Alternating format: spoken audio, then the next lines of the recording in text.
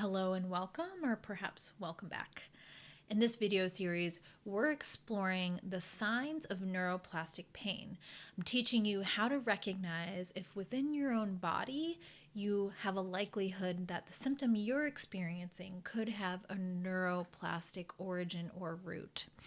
In the first video, we talked about the qualities and characteristics of the pain, the symptom that you're experiencing. So if you haven't watched that video yet, I encourage you to go back and check that out and then come on back. In this video, we're going to zoom out a little bit from the pain, from the sensation, and look at more global factors that increase the risk or the likelihood that the sensation or pain or symptom you're experiencing has that neuroplastic root. So we talked about in the last video that you may be experiencing multiple symptoms simultaneously, different locations of pain within the body, maybe migraines, maybe GI symptoms, urinary symptoms. So we know that the more simultaneous symptoms you're having, the more likely the symptom you are experiencing is neuroplastic. But we also want to look at what's called your lifetime of symptoms. So not just what you're experiencing now, but going back all the way to childhood, to present time, to look at all the symptoms that you've had throughout your lifetime, especially if there have been symptoms that haven't really had a good diagnosis for or a good explanation for. So sometimes in children that can look like frequent stomach aches that, they're being sent home from school frequently for, or unexplained aches and pains. So looking back all the way to childhood and starting to catalog all the symptoms that you've experienced over time. The more symptoms you've experienced over time, the more likely that the symptom you're experiencing now is neuroplastic, because once the brain has learned this neuroplastic pattern, it is bound to repeat it. So those symptoms that you experienced previously might actually be evidence to support the fact that the symptom you're experiencing now is neuroplastic.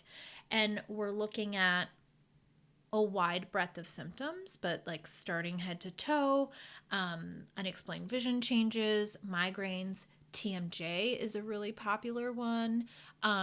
GI abdominal symptoms that are unexplained. So people get diagnosed with IBS, but IBS in itself can be a neuroplastic symptom. Dizziness or vertigo, difficulty sleeping, insomnia, maybe a fibromyalgia diagnosis, chronic fatigue syndrome, pain in any location in the body, even carpal tunnel, and then unexplained symptoms that weren't ever really given a broader diagnosis, like burning sensations, numbness, tingling in the legs or in the arms or in the hands. So the next thing we look at is childhood trauma. There's a really large study that looked at 85 other studies with over 800,000 adults and looked at the incidence of adverse childhood events. So adverse childhood events are traumas that happen in childhood, and that can look like divorce, substance abuse in the family. And what they found is that for those who had experienced 2 to 3 ACEs, as we call them, their incidence of chronic pain increased by 45%.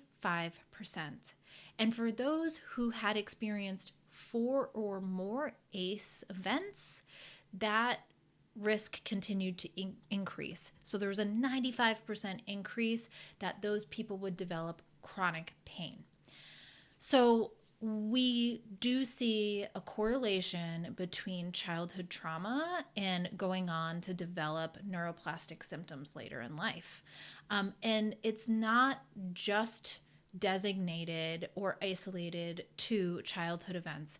We also know that when adults experience trauma, accidents, divorce, death in the family, moves, financial stressors, incidences of violence, that also increases the likelihood that they will go on to develop neuroplastic pain or a neuroplastic symptom.